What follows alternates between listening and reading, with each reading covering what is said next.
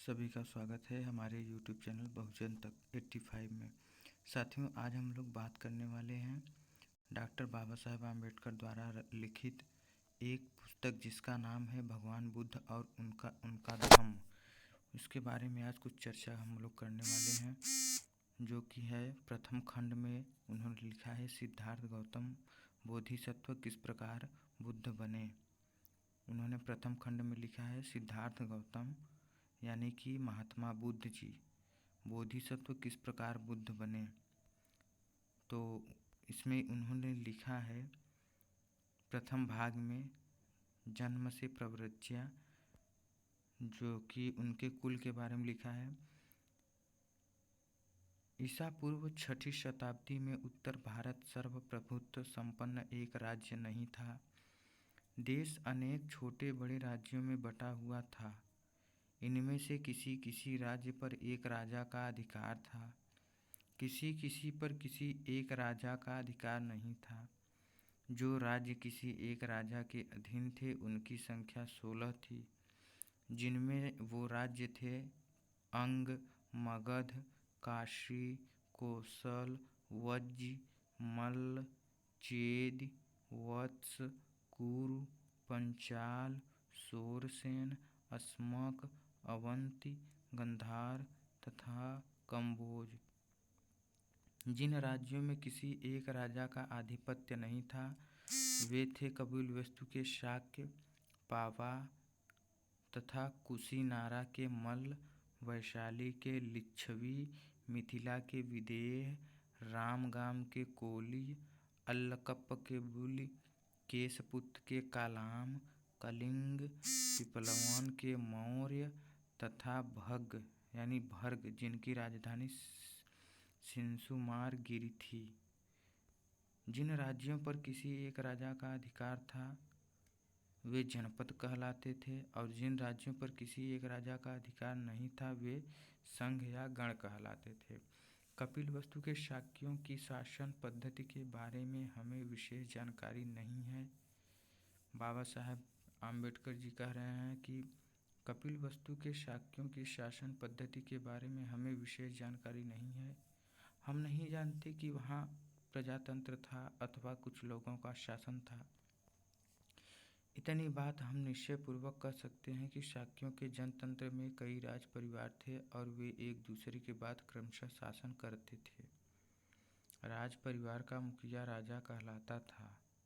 सिद्धार्थ गौतम के जन्म के समय शुद्धोधन की राजा बनने की बारी थी। शाक्य राज्य भारत के उत्तर पूर्व में के कोने में था।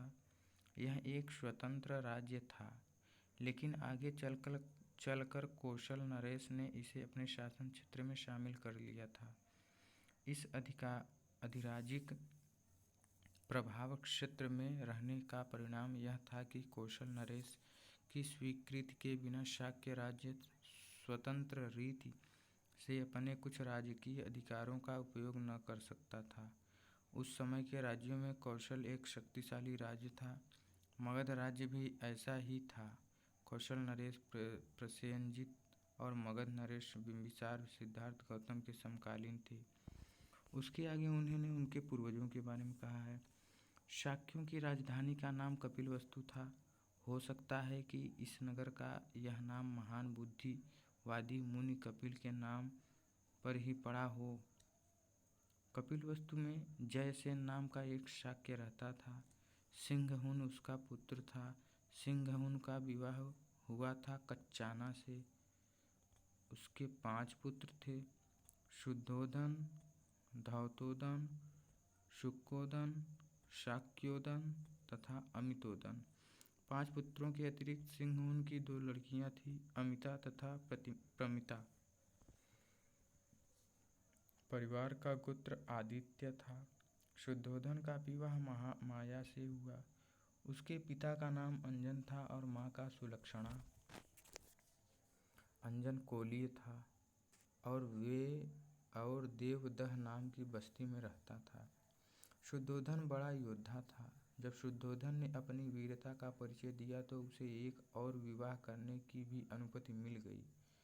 उसने महाप्रजापति को चुना। महाप्रजापति महामाया की बड़ी बहन थी। शुद्धोधन बड़ा धनी आदमी था। उसके पास बहुत बड़े बड़े खेत थे और नौकर चाकर भी अनगिनत थे। कहा जाता है कि अपने खेतों को जोतने के लिए उसे 1000 हल चलवाने पड़े थे। वह बड़े अमन चैन की जिंदगी बसर करता था। उसके कई महल थे। तीसरा, उनके जन्म के बारे में बताया गया है। सिद्धार्थ गौतम ने शुद्धोधन के घर में जन्म ग्रहण किया था। उनके जन्म की कथा इस प्रकार है। शाक्य राज्य के लोग आषाढ़ के महीने में एक महोत्सव मनाया करते थे। इस उत्सव में क्या राजा क्या प्रजा सभी सम्मिलित होते थे। सामान्य रूप से यह महोत्सव 7 दिन तक मनाया जाता था। एक बार महामाया ने इस उत्सव को बड़े ही आमोद प्रमोद के साथ, बड़ी ही शान शौकत से, फूलों के साथ और सुगंधियों के साथ मनाने का निश्चय किया। हाँ, उसमें सूरा मेरे आदि नशीली वस्तुओं का सर्वथा परित्याग था।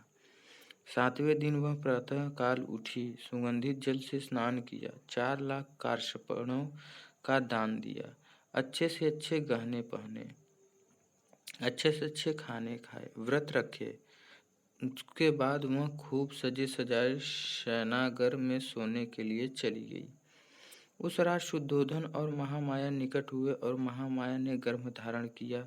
राजकीय शैया पर पड़े पड़े उसे नींद आ गई।